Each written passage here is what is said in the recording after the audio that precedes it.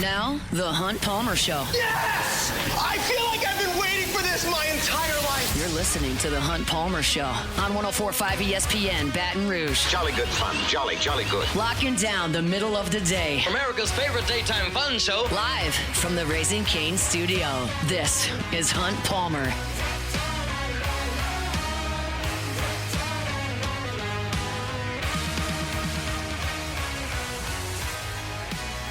Hour 2, Tuesday edition of the Hunt Palmer Show, 104.5 ESPN Baton Rouge. Appreciate you hanging out with us, Sharief, Ishaq, in 30 minutes. Also a reminder, if you're looking for something to do this evening, looking forward to getting out to court to table tonight, 8 o'clock sports trivia on Burbank, so would love to have y'all out. Got a good thing going there. You can win $25 gift cards. There's 5 rounds, and every first place gets a $25 gift card. So you're talking about 5 times 25. I'm not a genius mathematician, but that's $125 in gift cards up for grab. Plus, if you like to play pickleball, second place for every round gets 30 minutes free on a pickleball court, a little gift card for it. So it's a great environment, great food, awesome drinks. It doesn't take you all night. We start at 8 o'clock. We're out of there by 9:15, 9:20. So you want to come by and play some sports trivia tonight, come by yourself, grab a team, make an outing of it on this Tuesday. Court at the table on Burbank Sports Trivia this and every Tuesday at 8 o'clock. Looking forward to getting out there. All right, let's start hour number 2 with some LSU football talk. When Lane Kiffin was hired, I think a lot of people were looking at this and going, oh, man, he's bringing Trinidad Chambliss. He's bringing Kejuan Lacey. They're coming to Baton Rouge. This is going to be awesome. And that wasn't an outlandish thought, right? A lot of times, coaches go from one place to the next and players follow. And we saw Matt McMahon take the job at LSU, and he brought 3 guys from Murray State. Trey Hannibal came with him. KJ Williams came with him. Juice Williams came with him. You saw Jay Johnson take the job here, and here came Riley Cooper, and Jacob Berry came. Like, that happens all the time. So you figure, oh, well, here comes Lane Kiffin. He's going to bring Trinidad Chambliss and Kejuan Lacey. Well, that didn't happen. And Kejuan Lacey was a really appealing piece to add to the LSU football program because he's a damn good running back. But when that didn't happen, you needed to figure out your running back spot. And there was a lot of concern, and probably warranted concern, that Harlem Berry could leave with Frank Wilson. Harlem Berry has known Frank Wilson his entire life. Frank Wilson knew Harlem Berry's parents before Harlem Berry was born. He's a New Orleans guy. He plays running back. Like, yeah, could head up to Ole Miss. That's a reasonable thought that it could happen. And LSU made sure it didn't.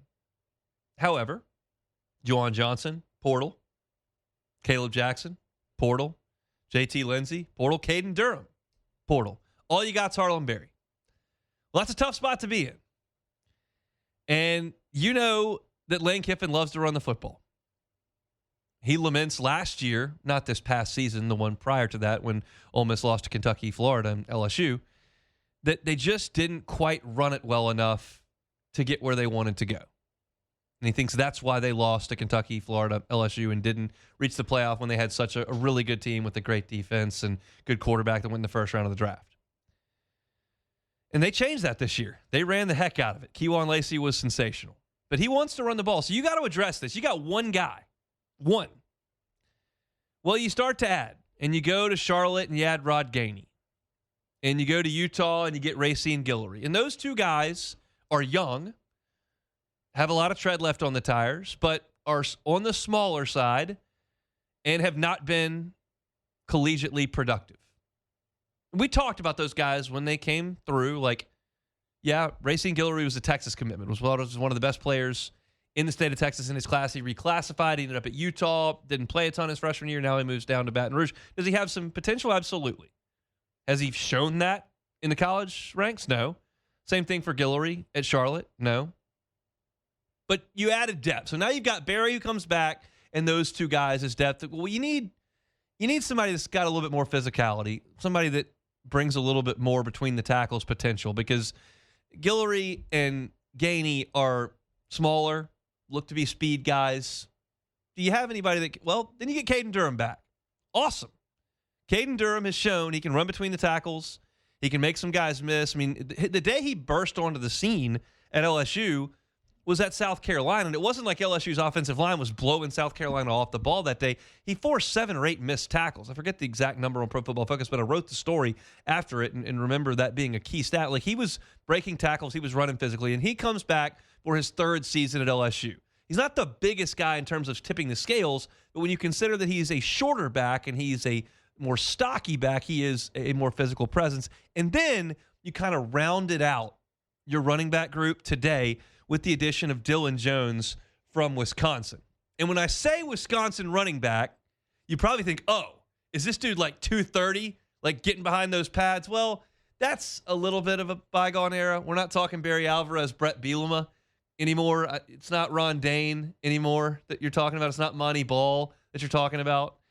This is not exactly like that. But as I continue here, I saw Dylan Jones and went, okay, well, what's the story on this guy? So he came in as a top 10 running back in the country by ESPN, top 20 by the other services, a 4-star recruit from Maryland, and he went to Wisconsin. He redshirted in 2024, and he was their starting running back early this season.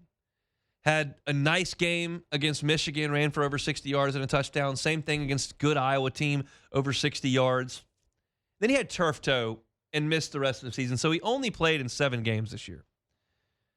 But as I look at his film, it doesn't look like he's on the smaller side. And 6 feet tall and 208 pounds is not an imposing physical back. But it's one of those, you know it when you see it, right? I turned on the film and I watched him run against Iowa and against Michigan. And it's authoritative and pads forward and downhill with sharp cuts. Like, he's got some ability. And so I think Harlan Berry is the lead back. I think Caden Durham's the second back. And I think that I probably favor Dylan Jones, the addition from today, ahead of Racine Guillory and Rod Gainey. But I'll tell you this unequivocally. That's all opinion, what I think that pecking order looks like. Unequivocally, what you have now is a 5-back running back room that does not have a senior and does not have a true freshman. So you've got 5 guys that theoretically could be here 1, 2, 3 years. And so that's a theme in this transfer portal class that I talked about a little bit yesterday, but the running back situation exemplifies that even more. It's not like this past year where you brought in guys who you knew were only going to be here for 1 year. You've actually laid a bit of a foundation. Now, candidly, I would be flatline stunned if all 5 of these guys were on the roster in 2027. Beyond stunned, right? That's not realistic. That wouldn't have even been realistic in a bygone era. Like, somebody would be leaving. Whether you want to call it process, whether you want to call it just transferring to transfer, whether Caden Durham went pro, or you're not going to have 5 guys come back at a single position.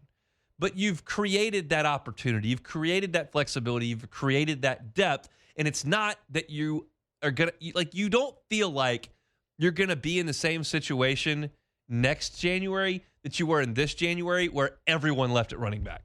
The door is always open for that. But no, I think that you've kind of gotten a situation where you might have some stability in that room moving forward with Kevin Smith. And I think it's reasonably talented. I think Harlan Berry's got huge upside. I like Caden Durham as SEC back.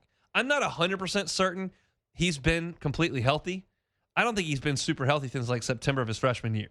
But I like him as an SEC back, and I liked what I saw from Dylan Jones on that tape. Guillory's got potential. Gainey's got speed. There are options here, and I think it's reasonably talented. Keywan Lacey's really good. So for me to sit here and say that you're in a better spot now than you would have been if Keywan Lacey would have come here, that would be just an absolute lie. I think Keywan Lacey will be the best back in the SEC next year. I think he's a star. But I think LSU has done a good job at running back of finding talent, finding depth, and not pigeonholing yourself with just a bunch of senior inserts that automatically have to come out after next year. Any of these guys that want to be back in 2027 can be, and I think that is a very healthy spot for your position to be. So hopefully Harlan Barron puts on 10 or 12 pounds. Hopefully Caden Durham gets healthy. Hopefully these 3 ads that you've added in from outside the program develop and become impactful players, and you've certainly got enough depth. I was concerned LSU just wasn't going to have the depth, and I wish they would have added somebody that weighed 225, 230 pounds just out of a stylistic need. But I like the way Dylan Jones ran, and I feel like Caden Durham is a pretty physical back, even if he's on the short side. So I think that Kevin Smith did a great job here. I think that LSU did a great job here. I think the running back position is very, very healthy. I don't mean that to be a sunshine pumping situation. I just lamented 1 hour ago the offensive line and where that stands. I think that's a significant issue. I'm very, very comfortable where LSU is at running back. I would file that away with where LSU is at wide receiver. I'm very comfortable with that. I'm very comfortable where they are at tight end. You're thin on depth at quarterback. You've got an injury at quarterback, and your offensive line has some issues. But the offense is trending in the right direction. If you catch a couple of breaks on the offensive line and recruiting and with your quarterback's health, then all of a sudden you've got the makings of a really nice first offense for Lane Kiffin. We all believe that Lane Kiffin's going to be a successful offensive coach here. Part of that's the running game, and I think they've done a really nice job with stocking the shelves at running back. Dylan Jones from Wisconsin is the ad from today. All right, I want to talk about a lot of things in the next segment. One, rule changes in college football. They're maybe doing away with the red shirt. Why? Talk about it. I want to talk about Dedan Thomas's availability for the LSU-Kentucky game. We'll do that. And then Trinidad Chambliss. Is he going to be back at Ole Miss? Said his waiver got denied. His attorney thinks that's not true. So I'll tell you what's been developing on that front of the last 24 hours. We'll do all that next. The Hunt Palmer Show. Lifetime Roofing. Lifetime Roofing. They're actively hiring at Lifetime Roofing, by the way. So if you're looking for a career, they're one of the only legitimate W-2 roofing companies in the entire state. That means if you're looking for a job that has benefits, that offers a 401k, that's a local company, that has a wonderful new facility on College Drive, that's got a growing, awesome team, Lifetime Roofing would love to employ you. So reach out to them at lifetimeroofingla.com and see if that'll work for you. If you're obviously on the homeowner end, you're looking for a roof, but think, well, I haven't had storm blow through or anything. Well, that's okay. They've got retail roofs, and they've got deductibles. We've got financing options for you, 0% up to 18 months. So if you need a new roof, whether you're trying to sell your home or not, check in and see what those financing options may look like for you at Lifetime Roofing. They want to help. They're part of this community. They serve this community. They've done roof giveaways for military folks in this community, and they want to help you with your roof. So check them out at lifetimeroofingla.com. It's Lifetime Roofing. They're online at lifetimeroofingla.com. You're listening to The Hunt Palmer Show on 104.5 ESPN, Baton Rouge.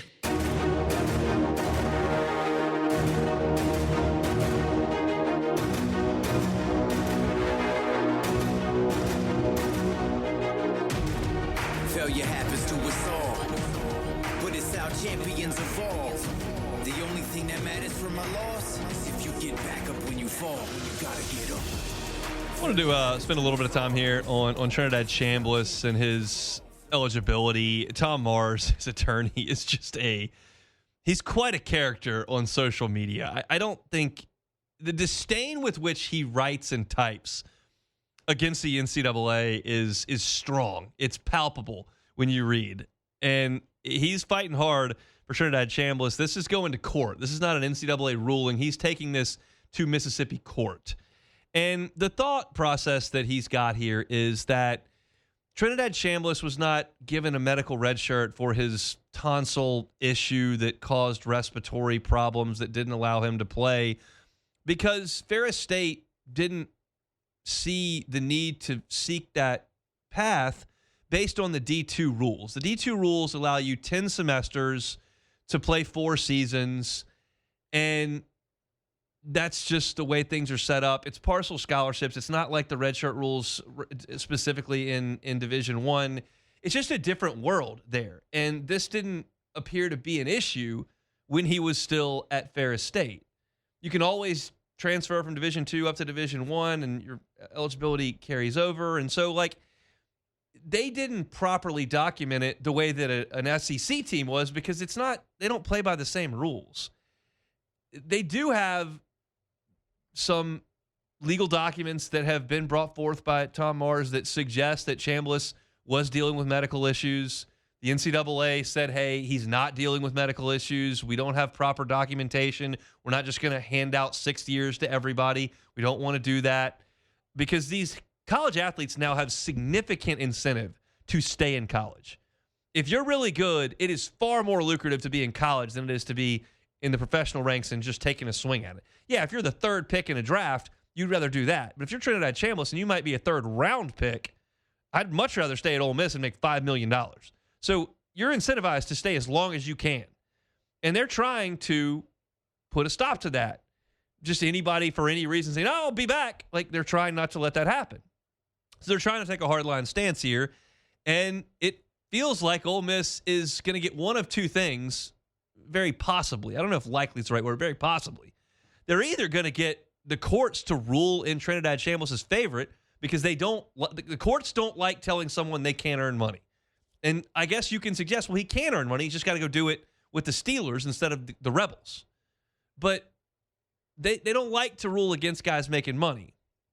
So that may happen. Or the other might be that they get a temporary restraining order or an injunction and say, hey, we're not ruling on this. It's the same thing that we talked about with the Wisconsin DB that transferred to Miami. And the Wisconsin said, hey, wait a second, we're suing them. And Miami said, well, sue all you want. We'll just get a legal team on it, and we'll run up legal fees and get a temporary restraining order, and we'll just play. And that's what they've done. And that's what Trinidad Chambliss might do. Say, well, we got a restraining order. The NCAA can't tell him he can't play. We'll figure this out when we figure it out. But by the time that they make a decision, he'll have already played in 2026.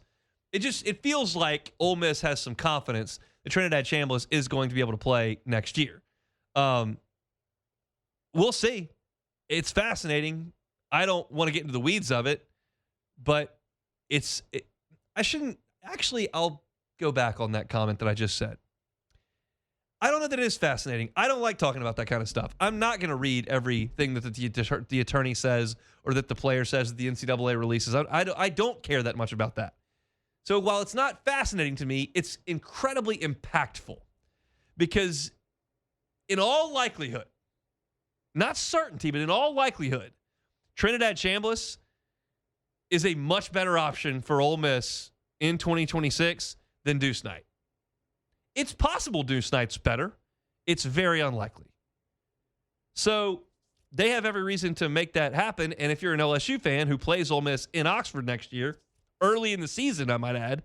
So the difference for LSU is playing a sixth-year senior Trinidad Chambliss at home at Ole Miss, or a second-year player. I don't even know if Deuce Knight redshirted this year, but a second-year player at Ole Miss who's in his first year with the school in his third game.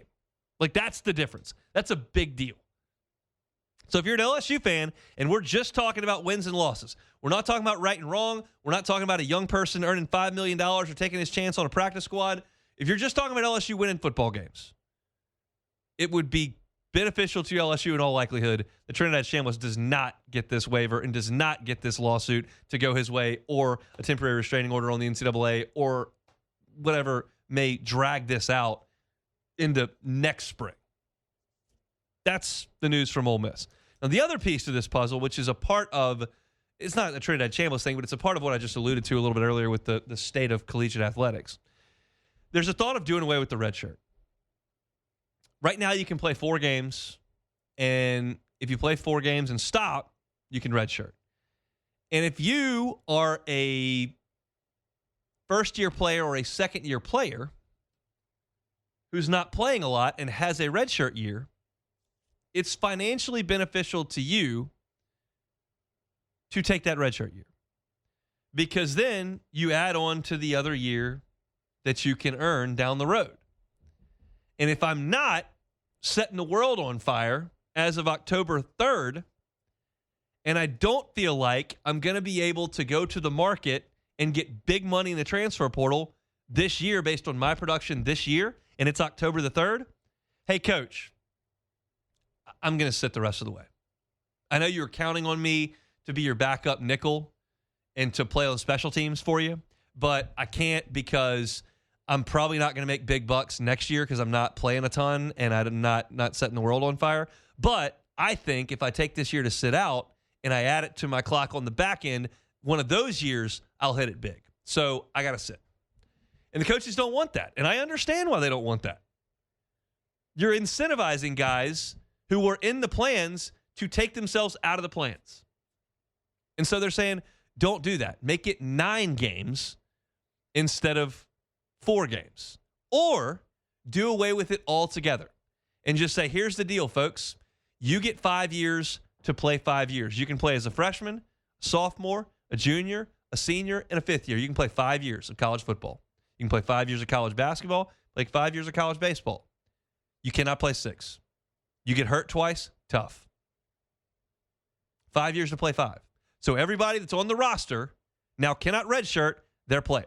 Because if you make it 9 and some guy plays in the first 9 and has the same thought process I just had a second ago and says, hey, wait a second, I'm not going to get big money this year. Maybe I will in 2 years. I'm out. I know it's November 15th. I know we got a big game coming up this week. Trying to make the playoffs. I know, but I'm not getting paid this offseason. So I got to sit. And you don't want that. Maybe it's a really good player who is going to get paid, but wants to get paid for an extra year. Because once you make it to where a senior in college is more valuable than a rookie in the NFL who's not a first-round pick, who's maybe a third-round pick, the incentive becomes to stay in college. So the thought is, well, we'll just take the red shirt away, and you got to play for us. You're on the team. You got to play. We're going to get you paid, but you got to play. 5 years to play 5. So that's another thought. And then in this grab bag segment that I'm doing here, let's talk about Dedan Thomas's availability briefly, and then we'll get to Sharief Ishaq. Doesn't sound like Dedan Thomas is going to play tomorrow. Matt McMahon went to his press conference today, said he's still day-to-day. They're going to ramp him up a little bit in practice, and it's certainly possible that Dedan Thomas plays tomorrow. We'll get the availability report coming up a little bit later on this afternoon. But I was hopeful with the extra day, because he didn't play on Tuesday or playing Wednesday this week, that he would come back. We didn't know anything, but I was hopeful. And I think with Dedan Thomas at home against this Kentucky team that's 10-6, that LSU would have a chance to win that game at home. And I still think they do. They have a chance. But you have a much better chance if Dedan Thomas plays. And so without him tomorrow, it looks dire. It's not impossible, but it looks dire. And then if you don't win on Wednesday, you got to come back with your entire season on the line on Saturday against Missouri. Like the whole season on the line. I talked about it yesterday. So we'll cross that road when we get to it a little bit later on, but I wanted to update Dedan Thomas's availability. Matt McMahon said today, still day-to-day, we'll see what the availability report. But if he was trending in the right direction, I feel like we would have gotten that inclination in the press conference today. That's a guess of my part. That's a hunch on my part. I'm still not 100% sure how Matt McMahon handles these availability reports so early on with them, but that's my sense. And to not have that is disappointing. So we'll see. LSU and Kentucky tomorrow at 6 o'clock. I'll be in the PMAC. I'll have a preview up tomorrow on LouisianaSports.net, and we'll certainly talk about it tomorrow. But it's, as I said yesterday, this is the biggest week in the Matt McMahon era. Biggest week. Have to find a way to get it done this week. If they do, you're okay. If they don't, it's real trouble. So we will see. Take a timeout. Come back with Sharief Ishaq talking Saints next. The Hunt Palmer Show. Fabry Chevrolet GMC Highway 61 in St. Francisville, of course, online, FabryChevrolet.com. The service department there at Fabry Chevrolet, service always makes. So no matter what you got, they are happy to help you out from a service perspective. If you're up there in New Roads in St. Francisville and the Felicianas up towards Woodville, Mississippi, and you want to stop in, you certainly can. If you're looking for a new or pre-owned vehicle in the first quarter here of 2026, why not make a short drive up to St. Francisville from Baton Rouge? Why not make that short drive up from Baker? And go see that incredible inventory that they've got at Fabry Chevrolet GMC. They got your SUVs, the Chevy Tahoe, got the Chevy Suburban. They've also got your GMC Yukon, your Denali, another GMC. Great SUVs. Love to get behind the wheel of one of those. You get a great deal. You get great buying experience, great service after the sale at Fabry Chevrolet GMC. You know the Fabry family. They've been at this for 35 years in Baton Rouge. You know you can trust them, and they're thrilled to have this new point up in St. Francisville on Highway 61. It's Fabry Chevrolet GMC. You can find them online at FabryChevrolet.com. You're listening to The Hunt Palmer Show on 104.5 ESPN, Baton Rouge.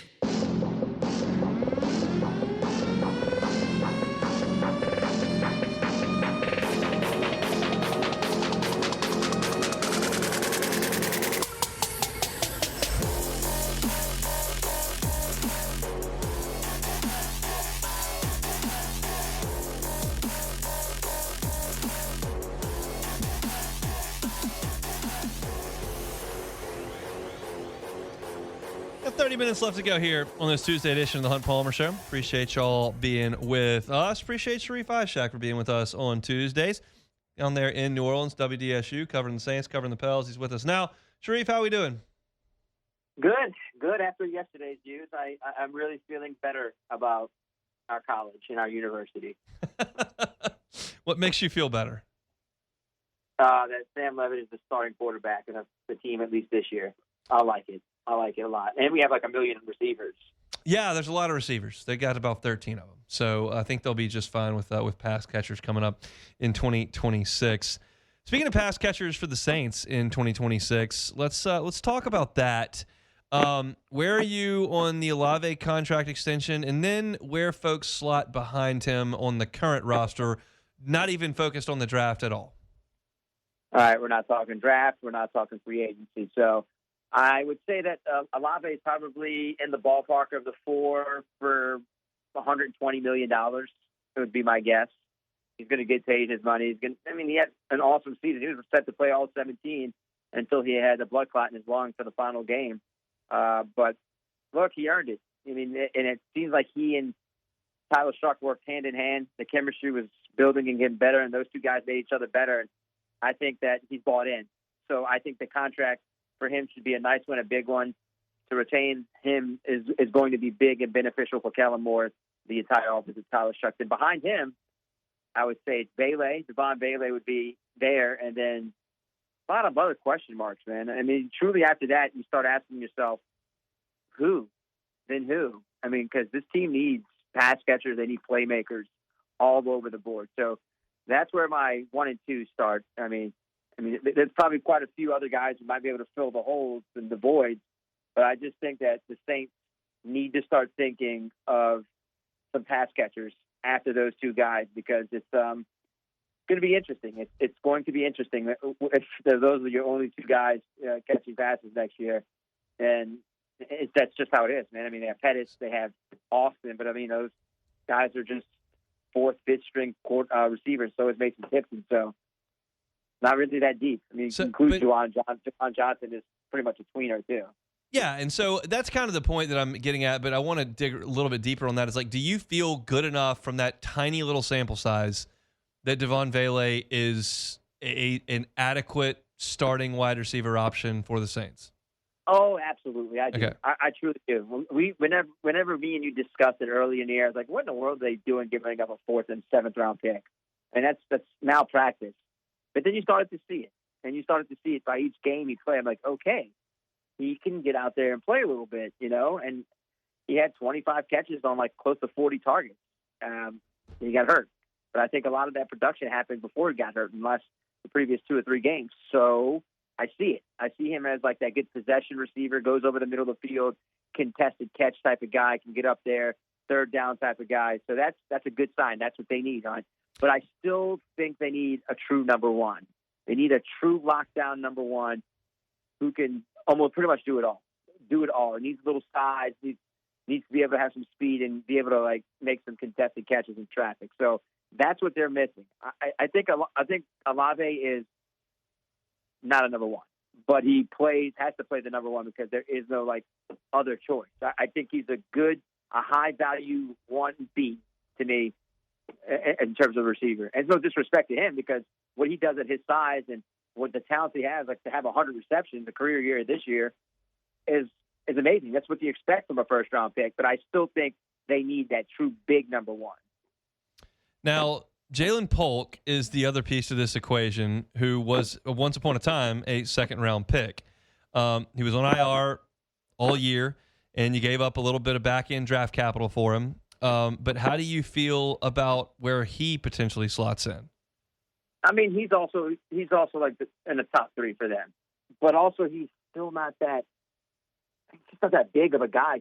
It's just not really that big. When you're asking me like 6'1", that's fine. 6'1", 200 pounds, still not that big.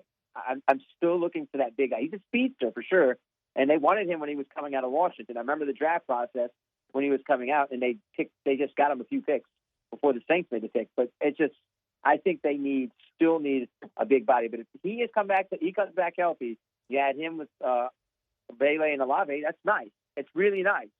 But imagine if you can add another one like a Jordan Tyson or a Mekhi Lemon, to somebody like that. Then you have 4 very good receivers, but they truly need to add another piece in free agency or the draft.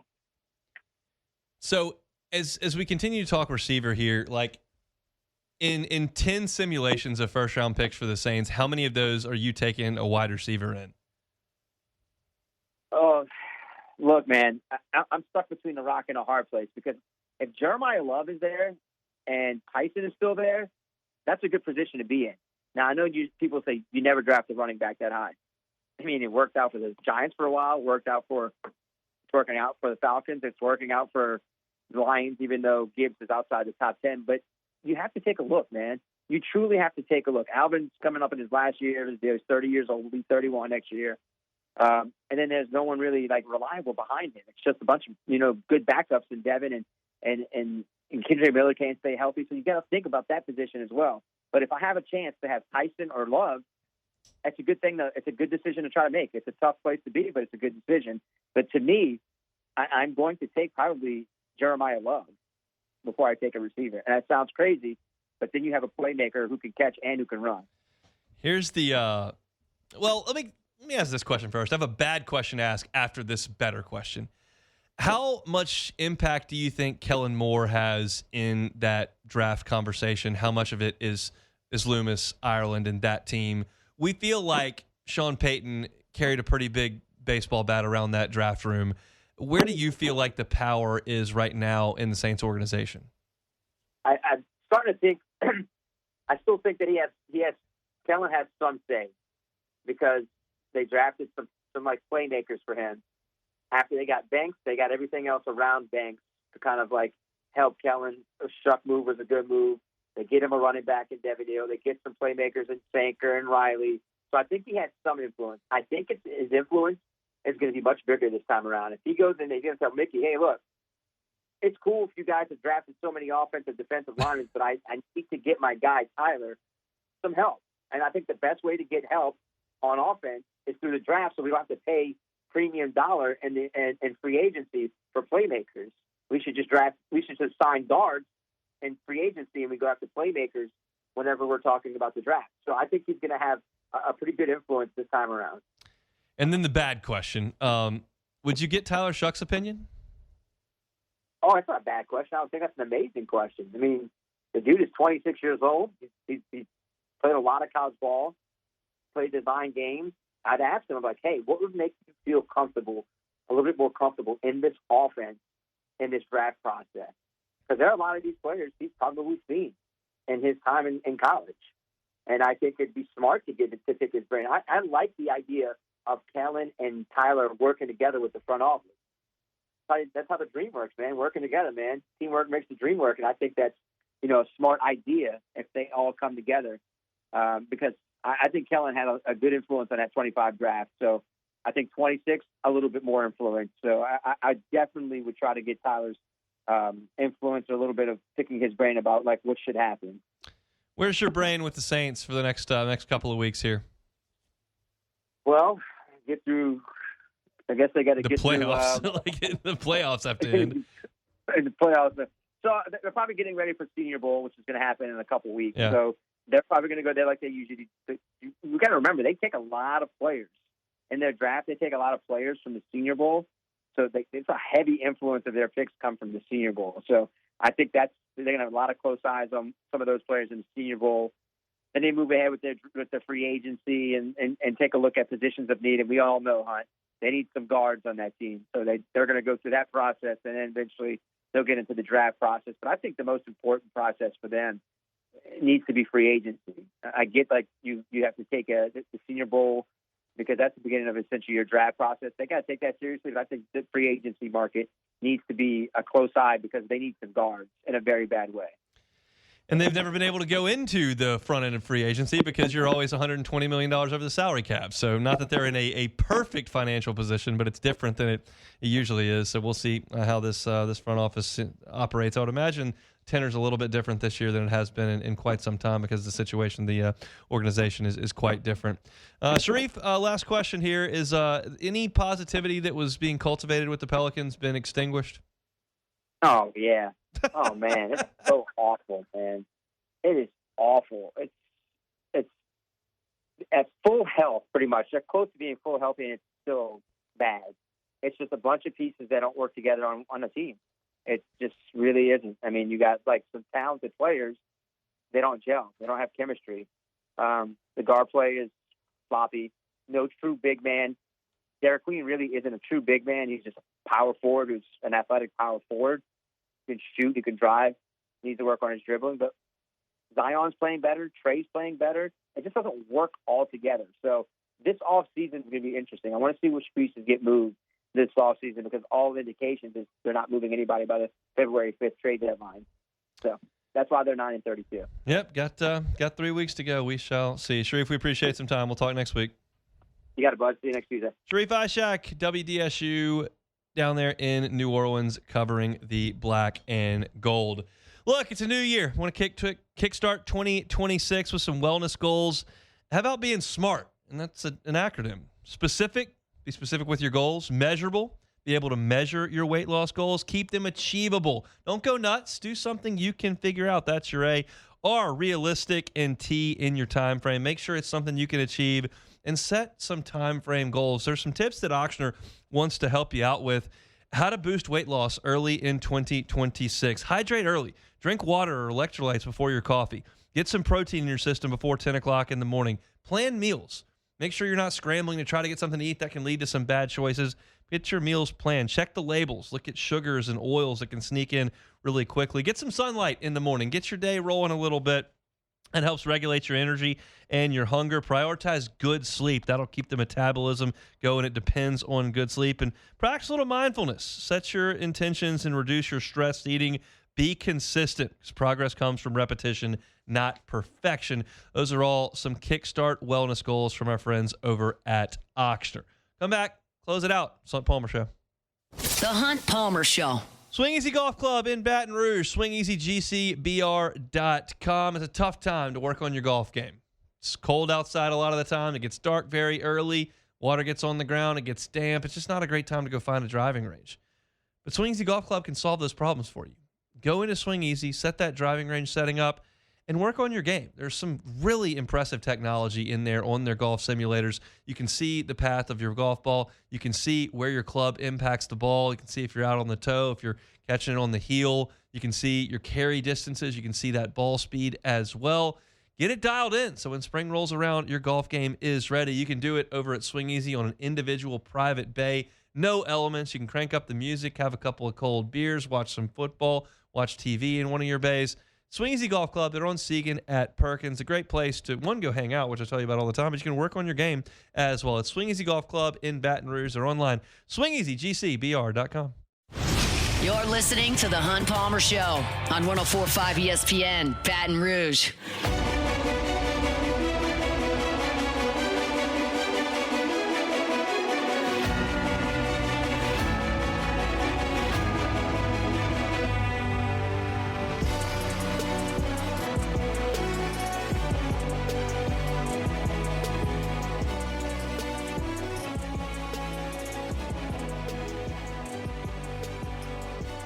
All right, busy day here on this Tuesday. Another reminder, Court to Table Sports Trivia tonight, 8 o'clock. Looking to get out of the house, have some fun, win some gift cards, win some free pickleball reservations. You can do it at Court to Table. Grab a team, come by yourself. Great drinks, great food over there at Court to Table. 8 o'clock, usually out of there before 9:20, generally speaking. So looking forward to getting out there tonight. It's on Burbank. If you have not been, I invite you to come on out. If you have, come on back. 8 o'clock, Court to Table on Burbank for sports trivia tonight. All right, take it or leave it. Take it or leave it. Take it or leave it. Today's hottest stories in sports, news, and sometimes even Hunt's life. The question is, will he take them or leave them? Okay, so this one kind of got ruined by all the ESPN people and whatnot. So Steelers head coach Mike Tomlin is stepping down after 19 seasons in Pittsburgh. Sources told ESPN Jeremy Fowler and Adam Schefter with Tomlin's departure, the Steelers will begin the search for their fourth head coach since 1969. So is Tomlin doing the right thing by stepping away? Take it or leave it. I'll take it. That's a great run. Obviously, incredibly well compensated throughout that run. Got a Super Bowl, never had a losing season. Never. And maybe just time to step away. I just think so. I think that it's probably behooves the Steelers to try to get somebody young and dynamic to come do something completely different. I've said this a bunch. The odds are the next guy is worse than Tomlin. Oh, without a doubt. Those are the odds. Yeah. But the odds that Tomlin has some sort of renaissance and the Steelers go on some incredible run doesn't feel very good either. And isn't that the goal, to go win the Super Bowl? Yeah. And they're getting crushed in the playoffs every year. They look terrible they look awful last night. So CJ Stroud looked awful. CJ Stroud can't play worse than he played, and they still lost by 50. Yeah. So I just go try to do something different, and don't have Aaron Rodgers as your quarterback either. Are we sure CJ Stroud can catch a snap? I think I've never seen the interception he threw in the red zone looked like a 6-year-old trying to play quarterback, contorting his body and wildly just throwing it. I don't know what he was doing. It was just terrible. Yeah. And they still beat the Steelers by a lot in Pittsburgh. Yeah. No, that's actually a great point, Hunt. Time to go. Because if you would have told me CJ Stroud had money on FanDuel, I would have believed you last night. It was ugly. Couldn't catch the ball, throwing picks. Catch a snap. That's Texans defense, though. Woo, buddy. My goodness. Now you see why they had to bench Phillip Rivers. So the Arizona Diamondbacks are acquiring third baseman Nolan Arenado from the St. Louis Cardinals in exchange for right-handed pitcher Jack Martinez. So are the Cardinals getting worse? Take it or leave it. We'll take it. The Cardinals are covering 34 of the $41 million owed to Nolan Arenado and sending him out of town. Woo. They're just getting worse by the year. They already sent Wilson Contreras up to Boston. They're tearing it down, and you love to see it. Biggest dorks in the league. Going to be probably third or fourth place team. That's just the way it's going to go. Meanwhile, the Cubs, best team in the division. Love to see it. You putting your flag down right now? Yes, I am. Let's and the go. Brewers have a way of making me look like a fool because they never have anybody good. They win the division every year. It's not going to happen this year. We're better. We're just significantly better. We're going to beat the Brewers. Okay. All right. Hey, somebody clip that right now. I'm saying it on January 13th. By the way, you're the producer. You can clip it. That's called assigning yourself work. Hey, look, I will do it. I'm going to keep that, matter of fact. Okay, so, yeah, you're the producer, bro. You clip it. So, Anthony Davis is sidelined for several months with a torn ligament in his hand. Since joining the Mavericks last February, Davis has had 18 different injuries in 11 months. Did Nico Harrison have the vision? Take it or leave it. Leave it. I almost put a tweet out. The ESPN official account was like, Anthony Davis going to have surgery on his hand, missed multiple months. And I was like, this has got to be a parody account, right? Yeah. No, that's just, he just gets hurt a lot. That was a poor decision among all poor decisions. I think we got to say it's a top 3 poor decision in sports of all time at this point. It's really hard to fathom. But, I mean, and I honestly don't know because everyone's got to pick their lane into what they're paying attention to in sports. You can't pay attention to everything, despite what ESPN tries to do with Mike Greenberg and Stephen A. Smith and put them on everything they possibly do. You can't truly pay attention to everything that's going on. Where is Nico now? Is he still? No, he's fired. They I'm fired him. sure he did. Okay, I wouldn't know. I can't name Sam Presti's all I got on GMs, and of course my guy Joe Dumars down in New Orleans. Sleepy Joe. But yeah, I can't tell you, but that's not surprising. That was a poor decision and one that he will likely regret for the rest of his career. Yeah, he will be in infamy for the rest of his life. I don't even think he can go to the state of Texas at this point. It's just a no-fly zone. So yeah, 18 different injuries in 11 months. Anthony Davis 1-on-1. So that's it for take it or leave it. Davis. I mean, he feels like he's 100. I know he's not. They won that championship in 11. 2012. I was 12 years old. Yes. Yeah. So that was 14 years ago. That's not. He's not ancient. But he's old. His body. Yeah. It's just. I mean, look, good go, but bad trade. Can't be trading that for Luka. So, look, if you missed any of our show today, catch it on demand. A lot of LSU football talk the entire first hour. Well, the first 45 minutes at least was LSU football talk. I talked about LSU's current offensive line and what they could do to supplement that. You can find that on YouTube, on LSU, or you find your podcast as well. I like LSU's big play potential with Kiffin, Levitt, and these wide receivers. All of their track records suggest they're really good at making big plays, and I went into some numbers on that at 115. Glenn West was with us at 130. LSU baseball, number 2 in the D1 baseball preseason poll. We played some Aaron Fitz sound there to what the guys think of this LSU team. You can find that at the end of hour number 1. LSU adds Dylan Jones. Catch that at Hunt on LSU. He's a running back from Wisconsin. Did that at straight up 2 o'clock. And then Sharief Ishaq talking Saints at 2:30. You can find that at Hunt on Saints. Appreciate y'all for hanging with us. Hope to see you at Sports Trivia tonight. Maybe not tomorrow. We'll see you tomorrow. Matt's going to drive you home on AFR. The Hunt Palmer Show.